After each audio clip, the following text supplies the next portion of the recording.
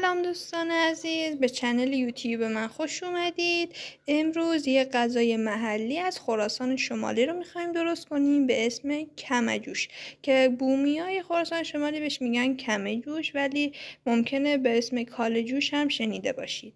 موادش دوغ میتونیم استفاده کنیم، کمی رب، کمی آرد، زردچوبه، نعنا، چنب سیر و فلفل قرمز. میتونیم پیازم بزنیم ولی من پیاز نمیزنم. به جای دوغ اگه دوغ نداشتید میتونید از کشک آب شده هم استفاده کنید. این غذا میتونید گردو هم استفاده کنید، گردوهای کوبیده شده. میتونید هم از روغن‌های معمولی و هم روغن‌های حیوانی یا محلی استفاده کنید.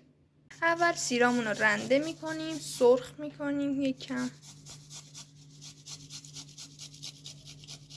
سیرمون که کمی تف خورد ادویه ها رو اضافه میکنیم.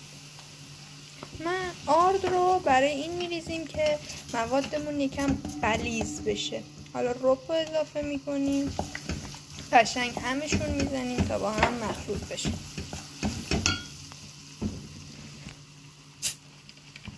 خب حالا دوغمون رو اضافه میکنیم.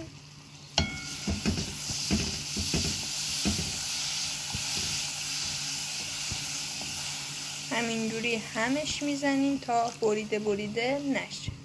ترفند این غذا اینجایی که بعد وقتی که دوغ یا کشک رو اضافه کردیم هم بزنیم که بریده نشه یا دون نشه به اصطلاح.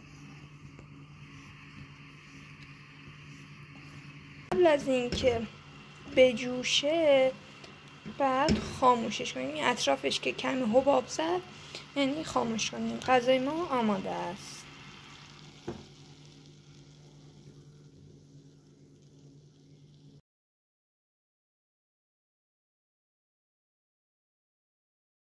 اینم از غذای خوشمزه ما.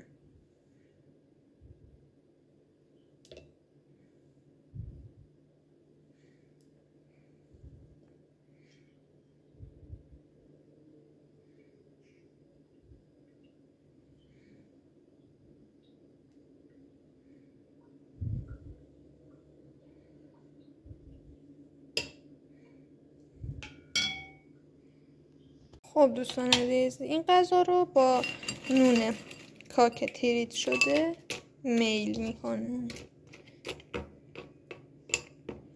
میتونین کنار این غذا سبزی و فلفل هم میل کنید. امیدوارم که خوشتون اومده باشه. لایک و کامنت و ساب یادتون نره. زنگوله فعال کنید تا هر وقت کلیپ جدید گذاشته شد خبردار شید.